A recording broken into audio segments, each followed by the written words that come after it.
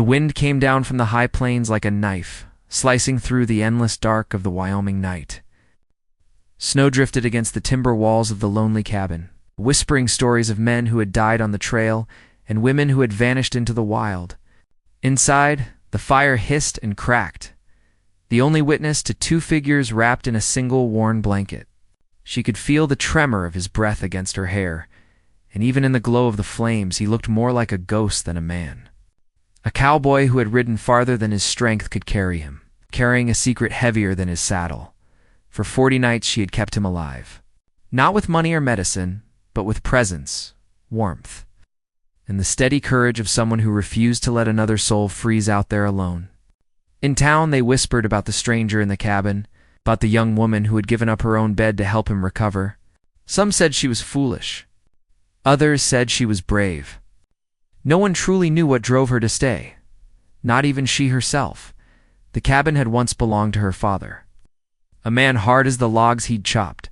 He'd left it to her when he died, along with the bitter memories of a childhood carved out of cold earth and harder looks.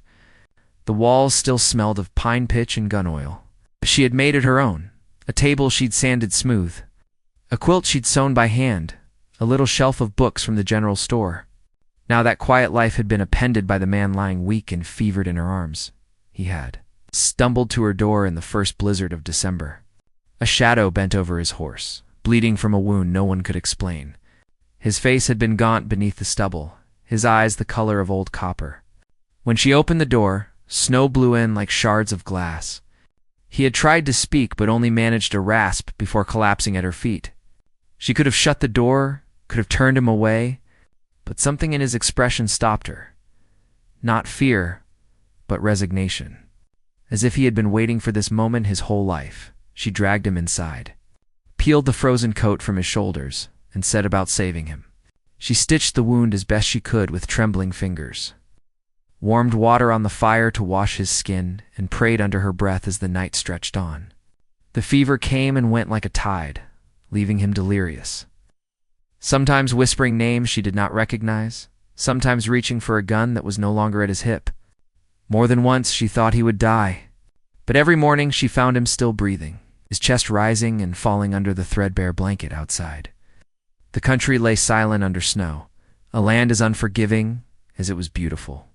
Coyotes sang from the ridges, and somewhere far off the sound of gunfire echoed like thunder. This was no place for the faint-hearted. The nearest town was a day's ride, the nearest friend even farther. Each night she built up the fire and sat beside him, the glow painting her face gold while the shadows deepened beyond the windows. She asked no questions at first. She only kept him alive. When he finally opened his eyes without fever, he looked at her as if waking from a dream. His voice was hoarse but steady. He thanked her, then fell silent, staring at the flames. She tried to smile, but something in his gaze unsettled her. It was not just gratitude.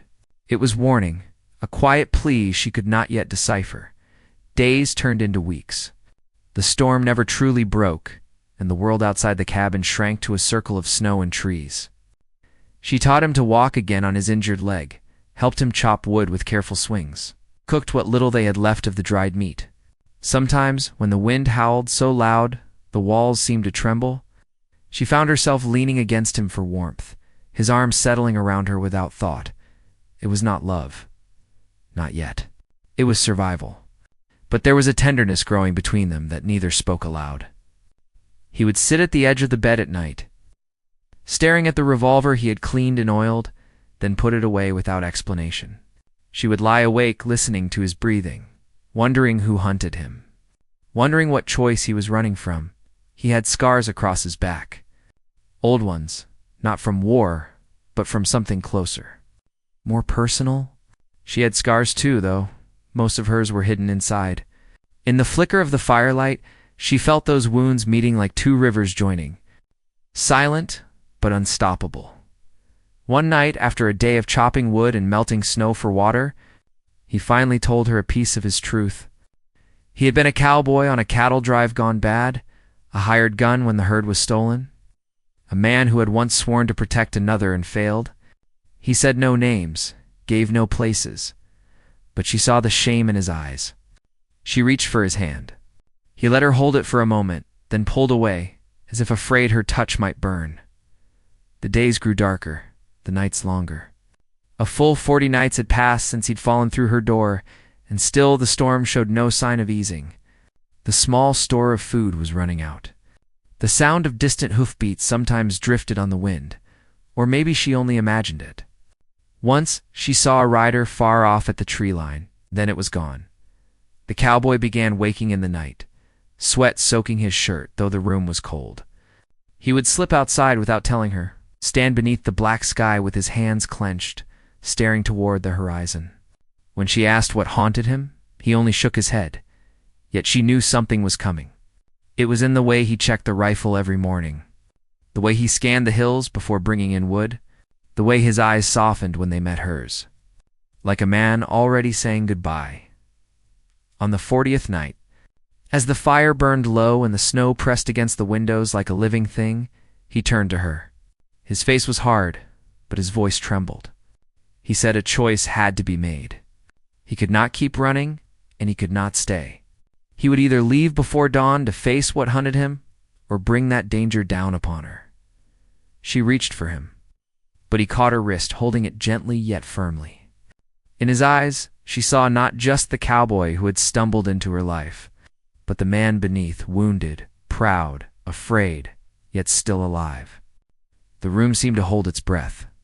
Outside, the wind rose like a scream. He said he had to choose between love and death, and she realized with a shiver that the choice was not his alone. It was hers, too. The fire popped, sending a shower of sparks up the chimney. She opened her mouth to speak, but no words came. Somewhere beyond the hills, a gunshot echoed faintly. Or maybe it was only the ice cracking on the river. He stood, pulling on his coat, the blanket sliding from his shoulders. She rose too, heart hammering. The door creaked under the weight of snow. He looked back at her once, his hand on the latch. "If I stay," he said quietly, "they'll come here if I go." He did not finish. She stepped forward, the distance between them shrinking to a breath. Her fingers brushed the cold metal of his revolver at his hip.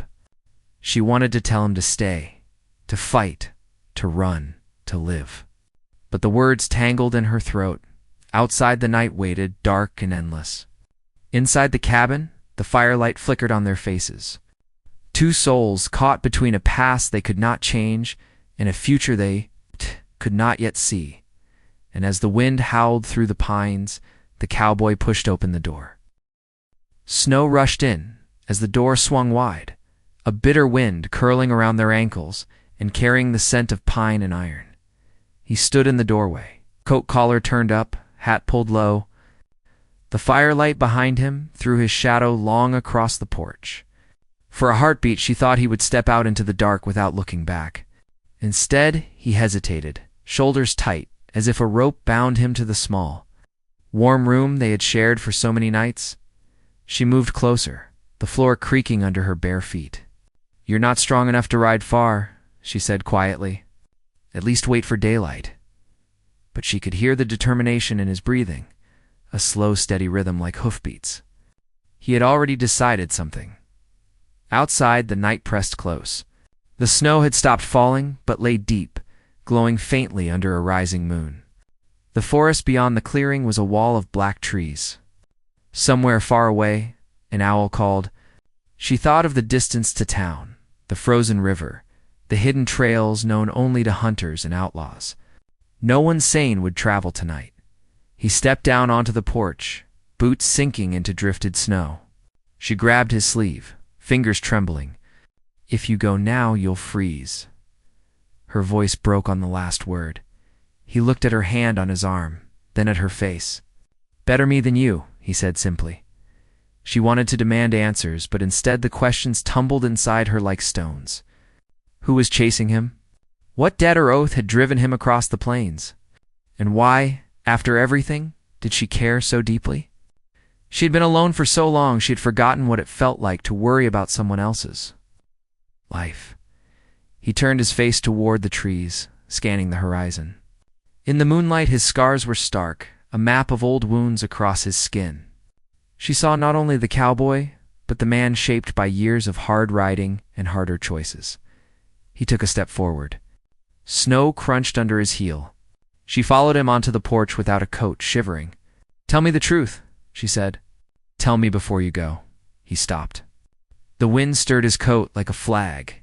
"I've told you enough," he said, but his voice lacked conviction. She folded her arms against the cold, staring at him. "You think you're protecting me, but you're not. You're leaving me blind." He looked away. "Blind is safer," he muttered. For a long moment they stood like that, two silhouettes in the half-light, the fire flickering behind them. Finally, he stepped back inside, shutting the door against the night. He walked to the fire and crouched, rubbing his hands together. The tension in his shoulders had shifted. He was no longer leaving yet, but not staying either. She closed the door and leaned against it, heart hammering. "Sit," she said. "And talk." He did not answer right away. He stared into the flames, jaw tight. At last he said, "You know the cattle war down south?" She nodded slowly. Even in this remote corner the stories had drifted through, ranchers fighting over water. Hired guns brought in to settle scores, bodies left in dry creek beds. "I rode for a man there," he said. "Thought I was just moving herds. Turned out I was part of something else. Something I couldn't stop once it started." He paused, and she saw the muscles in his neck tense as if he were holding back the rest. "They came for a family," he said finally. "Burned them out. I tried to pull them out of the fire. I saved one." His eyes flicked to hers, then away. "A boy, 10 years old. I took him north, hid him. But the men I rode with, they never forgive. They're still hunting him. And me." She sank onto the bench opposite him, her hands gripping the edge. "Where is the boy now?" His mouth twisted. "Safe. For now." She stared at the fire. Images filled her mind, a child running from flames, a cowboy lifting him onto a horse, a gang of riders sweeping the plains. "That's why you came here," she said softly. He nodded once. "I thought I could lose them in the snow. Thought I could heal up and keep riding." He gave a short, humorless laugh. "Didn't plan on you." Something inside her tightened at his words, but she kept her voice steady. "So what happens next?" He didn't answer. He stared at the flames, eyes distant. The wind rattled the shutters. She felt the cabin shrink around them, as if the walls knew they were no longer a refuge, but a trap. She pictured riders moving through the dark, following faint tracks, closing in. She stood and went to the window. The moonlight painted the snow silver, but nothing moved out there. Still, she could not shake the feeling of being watched. "When I was a girl," she said quietly, "my father used to tell me the land keeps its own secrets. If you run, it follows. If you stay, it tests you." He looked at her, expression unreadable. "You're not the only one with ghosts," she added. He lowered his gaze. "I know." They spent the next hour in silence, the fire crackling low. She fetched more wood and built it up again, watching the sparks rise. He cleaned his revolver with slow, methodical movements, eyes unfocused. The sound of metal on cloth was like a clock ticking down. Finally, she spoke. "If they come here, I won't hide in the cellar." His head snapped up. "You will," he said sharply. She met his gaze. "I won't." He opened his mouth, then closed it, looking away. "You don't know what you're saying." "I do." He set the revolver down with a click. "I don't want you hurt. It's not your choice," she said. They stared at each other across the room, the air between them thick. Outside the wind rose again, carrying the faint creak of a branch, or maybe a saddle. He stood suddenly and went to the door. "I need to check the horses. I'll come." He hesitated, then nodded. They bundled into coats and stepped out into the night. The sky had cleared, stars sharp as glass. Their breath steamed in the cold. The horses stamped nervously in the lean-to, eyes rolling white. He murmured to them, running a hand down a flank. She held the lantern high, scanning the tree line. For a moment all was still. Then, far off, she thought she saw a flicker of movement between the trees, a shape too tall for a deer, too solid for a drifting shadow. She blinked, and it was gone. Her hand tightened on the lantern handle. "Someone's out there," she whispered. He straightened slowly, his own gaze fixed on the dark. "I know," he said. They led the horses back inside and barred the door. He paced the room, shoulders coiled. She stood by the window watching the snow. The moon had dipped behind a cloud. "They've found me," he said at last. She turned. "Then what?" He stopped pacing, hands braced on the table. "Then I finish it." Her stomach nodded. "You mean fight?" He didn't answer. She crossed the room and stood in front of him. "You saved a child. You've tried to do the right thing. Don't throw it away now." He looked up at her. And for a heartbeat she saw the boy he might once have been, before the guns and the scars. "It's not that simple," he said. The wind howled outside, rattling the shutters like fingers on a drum. The fire popped, sending sparks flying. She reached out and touched his arm. "It never is," she said. He closed his eyes briefly, then stepped back, pulling away from her touch. "Go upstairs," he said. "If it starts, stay low." She shook her head. "I told you. I won't hide." He stared at her a long moment, then turned away, grabbing his coat and rifle.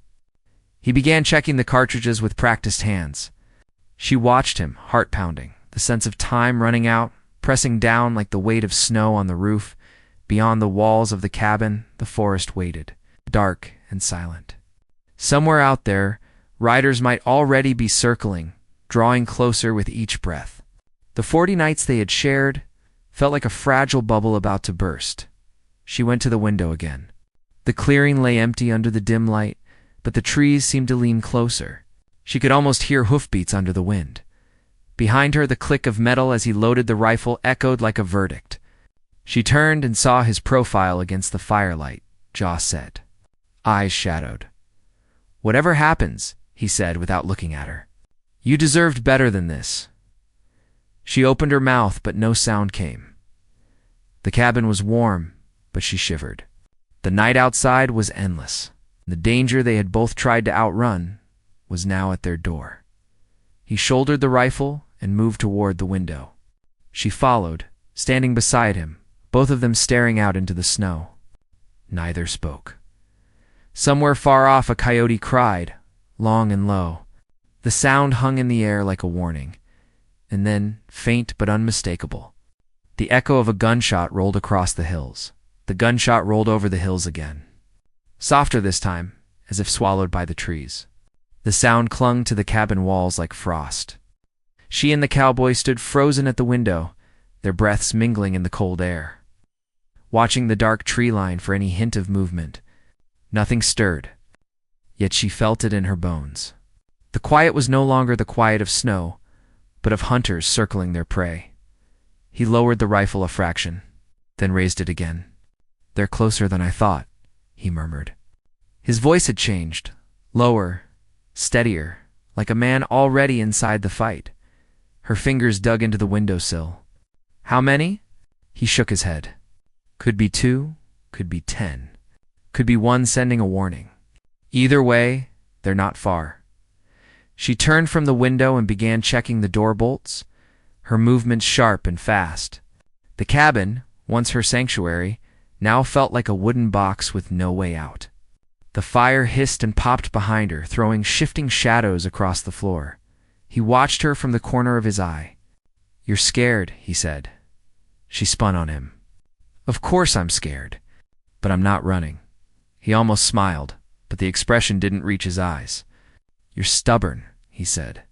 "I should have known," while he kept his vigil at the window.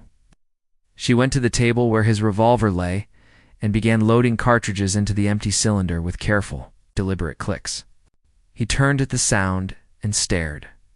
"Where'd you learn to do that?" "My father," she said without looking up. He believed in being ready. He opened his mouth, then closed it again, something flickering across his face. Respect, surprise, maybe guilt. "Your father would hate me for bringing this trouble to your door." "My father hated everyone," she said. "He'd hate me for letting a stranger in at all." She snapped the cylinder shut and set the gun on the S. Table, the cowboy looked back out the window. The moon slid free of the clouds again, painting the snow in pale silver. "I shouldn't have stayed this long," he muttered. Her throat tightened. "Then why did you—" He didn't answer. The silence between them grew heavy, filled with unsaid things. In that silence, she remembered the boy he had mentioned, hidden somewhere out there. She imagined his small face pressed to a frosted window, waiting for the man who had saved him to return. That image twisted inside her. She could not hate the cowboy for what he had brought to her cabin. He had saved a child. That mattered. The night dragged on, slow as dripping water. She sat near the fire, trying to steady her breathing, while he paced between the door and window like a caged animal. Every so often he would pause, listening. Once he whispered something she couldn't catch, maybe a prayer, around midnight. The sound of horses came faintly through the trees, not the clear rhythm of a single rider, but the broken, uneven beat of several hooves. She rose and went to the window beside him. Between the trunks, she caught a glint of movement. A lantern swaying, a shadow sliding. Then it vanished. "They're scouting," he said. "Testing the edges." "What will you do?" she asked. He didn't look at her. "What I have to," she touched his arm. "Don't shut me out. If they're coming, we have to plan." He exhaled slowly, the tension in him like a coiled spring. "There's no plan that keeps you safe.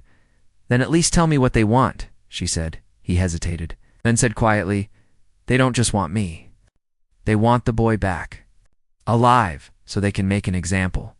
She felt a surge of anger so sharp it surprised her. "That's not justice. That's a vendetta." He gave a short, bitter laugh. "You've been out here alone? You should know by now, the land doesn't care about justice. Only power." She turned away, fists clenched. The firelight caught on the worn quilt draped over the chair, the quilt she had wrapped around him that first night. The memory of his shivering body under her hands came back, and with it a fierce protectiveness she had not expected. He watched her quietly. "You've lost someone too," he said at last. "I see it in you," she swallowed. "A brother," she admitted, "taken by fever when we were small. After that, my father built these walls higher. He thought shutting the world out would keep me safe, but it only made me lonely." He nodded slowly, as if some piece of her story fit into his own.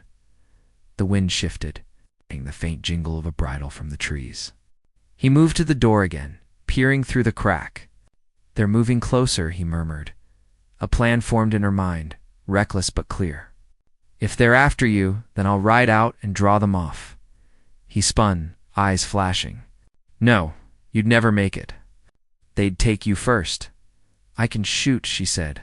"I know," he replied, softer now. "But that's not your fight." She stared at him. "It became my fight the night you fell through my door." He closed his eyes briefly, then turned away, jaw tight. "Don't do this." The tension in the room felt like a storm about to break. Outside, the forest seemed to lean closer, every tree a shadow with hidden eyes. Hours passed. Neither of them slept. She busied herself making coffee over the fire, the rich smell filling the cabin. He checked and rechecked the rifle, his hands moving automatically. In the quiet, she began to see more clearly the man beneath the cowboy's worn coat, a man shaped by guilt and duty, but also by some stubborn hope that had driven him to save a child at his own risk. Near dawn, the first light touched the snow, a pale wash of silver across the clearing. The riders were still unseen, but the air felt charged. As if the earth itself held its breath, he stood by the window, hat low, watching the tree line. "This ends soon," he said. She set down the coffee pot. "Not if we can help it." He gave her a tired half-smile. "You don't even know me. Why risk yourself?" She held his gaze, because no one else did. Something in his expression softened, then hardened again as he looked back outside. "They'll come at first light," he said. "That's when men like them like to strike. It looks righteous in daylight." Her heart pounded. "Then we'll be ready." He didn't argue this time. He simply handed her the revolver, his fingers brushing hers. "You know how to use it?" She nodded. "Then stay low," he said. They moved through the cabin together, checking every corner, every window. He showed her how to brace the shutters, where to stand, to avoid the line of fire, how to load extra rounds. The work steadied her nerves. They were two people against an unknown number, but they were no longer strangers as they worked. She noticed his hand shaking once, just a tremor before he stilled it. She said nothing, but it planted a question in her mind, whether his wound had healed enough, whether he could actually fight if it came to it. When they had done all they could, they sat by the fire, waiting. Outside, the sky lightened to a dull gray. The forest lay silent, but the silence felt unnatural, like a held breath. She thought of the boy again, hidden somewhere north, depending on this man to keep him safe. She thought of her own brother, of the years alone in the cabin. She thought of how quickly 40 nights could change a life. He leaned back against the wall, eyes half closed but alert. "If I don't make it," he said softly, "there's a letter in my saddlebag. Take it to the boy. Tell him—" He stopped, swallowing. She reached over and put a hand on his. "You'll tell him yourself," she said. He didn't answer. The light grew brighter. A crow cawed once from the trees, harsh and sudden. The horses shifted nervously in the lean-to. She tightened her grip on the revolver, her pulse loud in her ears. Then came the sound she had been dreading, the crunch of hooves on snow. Slow and deliberate, just beyond the tree line, a man's voice called out something she couldn't hear. Another voice answered. The shadows between the trunks moved. He rose smoothly, rifle in hand, his face unreadable.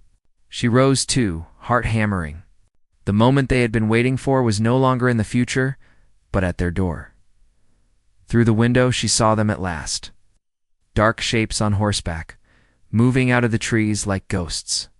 There were more than she had hoped, fewer than she had feared, but enough to end everything. The cowboy's hand brushed hers once more. "Stay behind the stove," he murmured, but she did not move. She stood beside him, staring out at the riders as they formed a half circle at the edge of the clearing, their breath steaming in the cold, their eyes hidden under hats. One of them raised a hand in greeting or warning. The others sat silent.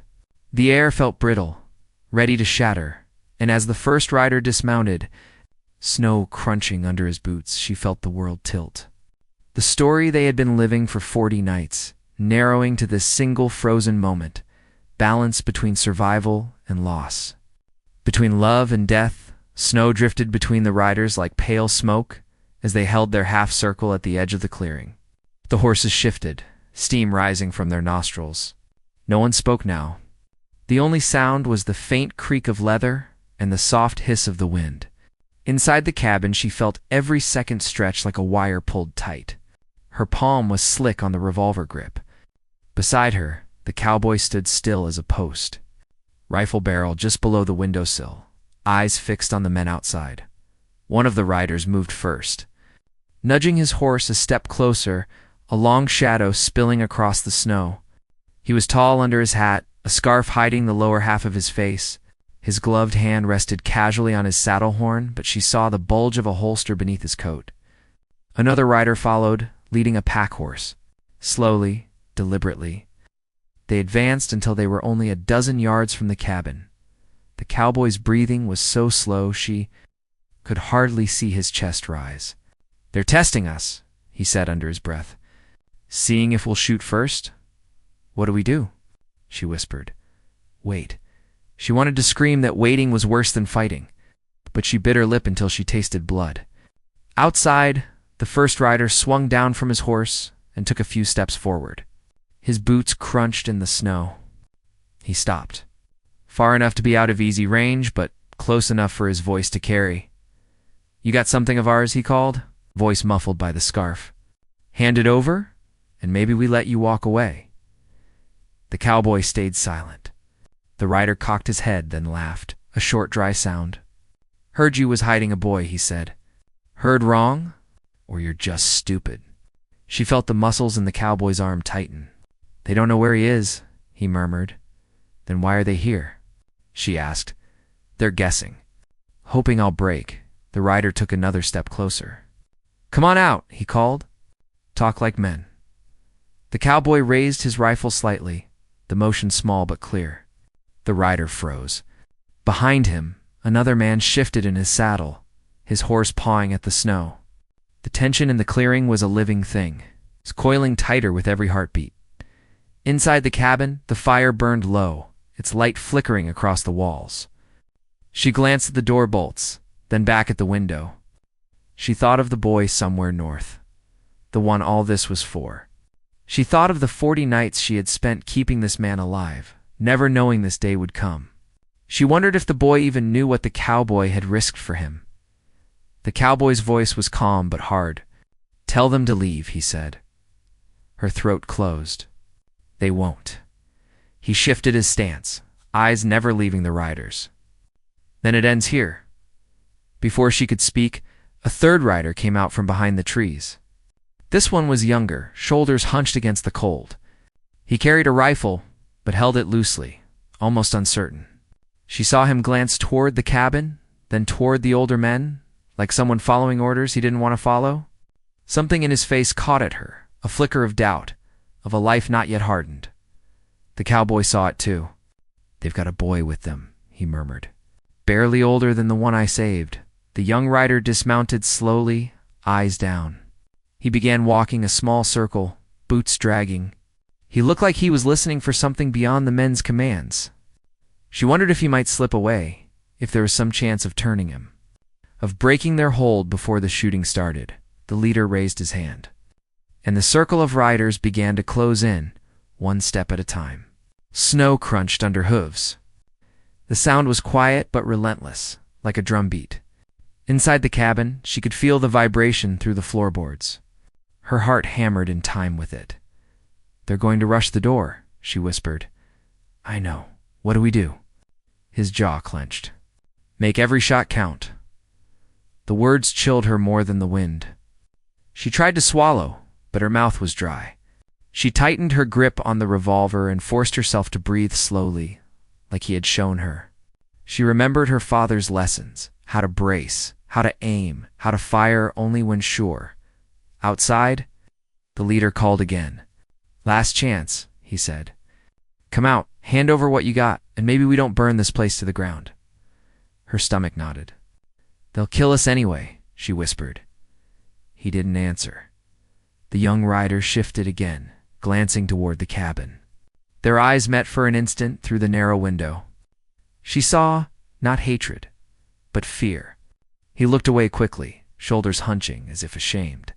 The cowboy noticed. "If we're lucky, that one might falter," he said softly. "Could give us a second." He stepped back from the window and moved to the table, checking his cartridges one last time. She followed, every nerve in her body alive. "Tell me what to do," she said. "You already know." He handed her a small pouch of extra rounds. "Keep low. Stay by the stove. Don't stand in front of the window." She nodded but didn't move. She couldn't leave his side. She thought of all the nights they had sat by the fire, the small moments of quiet, the way his eyes softened when he forgot to guard himself. She couldn't let him face this alone. The riders stopped just short of the porch. For a heartbeat, the world held still. Snowflakes swirled in the pale light. The horses shifted, snorting. The leader raised his hand again. In that frozen second, she heard the faintest sound, the creak of a floorboard above. Her eyes flicked up. The attic. The old trapdoor. She realized she had left it unlatched weeks ago, when airing out blankets. A cold dread swept through her. Had one of them already slipped inside, while their eyes were on the riders? Was that what the young man had been circling for? A signal? She grabbed the cowboy's arm. "Upstairs," she whispered. "Check." He hesitated, then nodded. He moved toward the ladder quietly, rifle still in hand. She crouched by the stove, revolver ready, eyes flicking between the window and the trapdoor. The minutes stretched like hours. The riders outside did not move. Inside, every creak of the cabin made her flinch. The cowboy eased the trapdoor open, peering into the attic's shadows. She held her breath. He disappeared up the ladder, his boots silent on the rungs. She felt the cabin tilt without his presence, as if the walls themselves knew she was alone on the ground floor. Outside, a horse whinnied sharply. The leader barked an order. Hooves shifted. She raised the revolver, hands steady, though her heart thundered. Above, a faint scuffle. Then silence. "Everything all right?" she called softly. No answer. She rose halfway, torn between staying at the window and going to the ladder. "Are you?" she began. A loud crack split the air outside, a branch breaking or a rifle shot, she couldn't tell. The horses screamed, rearing. The riders shouted. She spun back to the window. Shadows moved fast, one rider dismounting, another drawing his gun. At that same instant, a sound came from the attic, a sharp intake of breath, a low curse. She whipped her head up, revolver raised, and saw a booted foot sliding down the ladder. Not the cowboy's, but someone else's. A stranger's. Her finger tightened on the trigger. Outside, the riders began to surge forward. Inside the cabin, an intruder was descending, eyes glinting under his hat, and above it all on the roof. She heard the cowboy's voice shout something she couldn't make out. The world seemed to slow, riders charging, snow flying, the trapdoor swinging, her own breath loud in her ears. Everything they had built over 40 nights was about to break wide open. The first gunshot cracked the air like thunder. Snow exploded from the porch post as a bullet splintered wood inches from her face. She fired back without thinking, the recoil slamming into her arms. The intruder on the ladder lunged, but she twisted and pulled the trigger again. The man tumbled backward, crashing onto the cabin floor. He groaned, clutching his leg, no longer a threat. Her heart pounded so hard she could barely hear the chaos outside.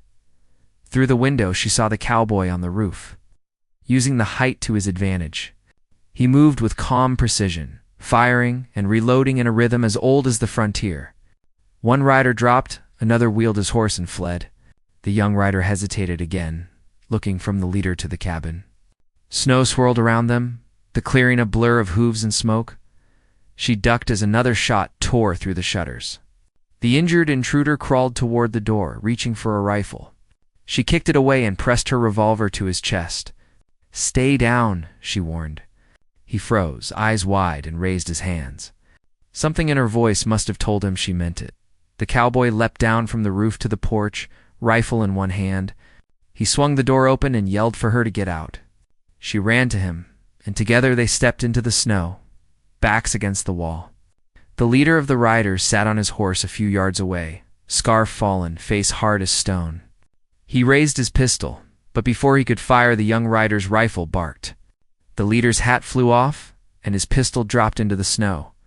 The leader turned, stunned. "What are you doing?" He shouted at the boy. The young rider's voice shook but carried across the clearing. "I'm done with this." The leader's face twisted with rage. He spurred his horse toward the boy, but the cowboy stepped forward, rifle aimed steady. "It's over," he said. His tone left no room for doubt. The leader reined in, staring at the two of them, the man who had defied him and the woman who had stood at his side. He saw the boy lowering his weapon but not stepping back to him. For the first time, the leader looked unsure. One by one, the other riders turned their horses. Glancing at each other, the spell of command broken. Without a word, they began to retreat into the trees, hooves muffled in the deepening snow. The leader sat for a long moment, then spat into the white and wheeled his horse away. The clearing grew still, except for the wind. The young rider stayed where he was, rifle dangling. He looked at the cowboy, then at her. "I didn't sign up for killing a boy," he said quietly. "I just wanted a way west." "You've got it," the cowboy said. "Go, before they change their minds." The boy nodded, mounted his horse, and rode off toward the distant hills, a lone figure against the pale horizon. Inside the cabin, the fire still smoldered. She closed the door behind them and leaned against it, trembling. The cowboy set his rifle down and went to her. For a moment, neither spoke. Then he reached up and brushed a strand of hair from her face. "You did good," he said softly. Her throat tightened. "We're alive." He nodded. "And the boy's safe. That's what matters." They moved the injured intruder to a chair and bound his wound. He was pale but conscious. "They said you had gold," he muttered, wincing. "Said you were hiding something." The cowboy's jaw hardened. I was hiding a child, not gold. The man looked down, shame flickering across his face. They lied. Get some rest, she told him. When you can walk, you go. Head north. Don't come back. Later, as the fire burned low and the snow thickened outside, she and the cowboy sat at the table. Neither spoke for a long time. The weight of the past 40 nights settled over them like the heavy quilt on their shoulders. They had survived, but the cost was etched in their faces. She looked at him across the flickering light. What happens now? He stared into the flames. I take the boy to his kin. That was the promise. And me. He met her eyes. That's your choice. Her hands trembled as she folded them on the table. I didn't stay all those nights just to watch you right away. He reached across, rough fingers closing over hers. I never asked you to. I know. She swallowed hard. But I stayed anyway. He gave a small, tired smile. You gave me more than warmth. You gave me a reason. The words hung between them, heavier than any vow. She felt a tear slip down her cheek and didn't wipe it away. The fire crackled softly, filling the silence. By dawn, the snow had stopped. The cabin stood quiet, smoke rising from the chimney. The intruder was gone, leaving only a dark stain in the snow where he had sat. The boy was still far to the north, waiting, and the trail lay open, clean and white, leading toward the mountains. They packed in silence. She folded blankets, tucking away the memory of each night. He checked his rifle, his saddle, his canteen. When everything was ready, he turned to her. You don't have to come, he said. She looked out the window at the endless hills. I know, he waited. Finally, she picked up her coat and slung it over her shoulders. But I will. A faint smile touched his lips. He reached for his hat and opened the door. Cold air rushed in, sharp and clean. Together, they stepped out, leaving behind the cabin the fire. The ghosts of the men who had tried to take what wasn't theirs, as they rode away side by side. The rising sun caught the snow and turned it to gold. The land stretched out before them, wide and open, full of risk but also promise. She thought of the boy ahead, of the life waiting beyond the mountains. She thought of the man beside her, the one who had chosen love over death when it counted. Neither spoke. There was nothing to say yet. But in the quiet she felt a strange peace settle over her. The journey was not over, but the worst of the storm had passed. They had survived, and somewhere beyond the next ridge a new life was waiting. A life they had built together in the hardest of winters. In that moment, she understood the truth of the old country songs her father used to hum about loss and grit, about love forged in fire and cold. It wasn't the end of the road, just another turn. Another chance to make something good out of what was left. The cowboy glanced at her, eyes softer than she had ever seen them. We'll make it, he said simply. She nodded. We already have. They rode on, to figures against the endless white, their breath rising in the cold morning air. The world was still dangerous, still wild, but for the first time she felt it could also be theirs. The trail behind them faded into the snow, but the trail ahead was clear, leading them toward a future they had earned one night at a time, one choice at a time, until love had won over death.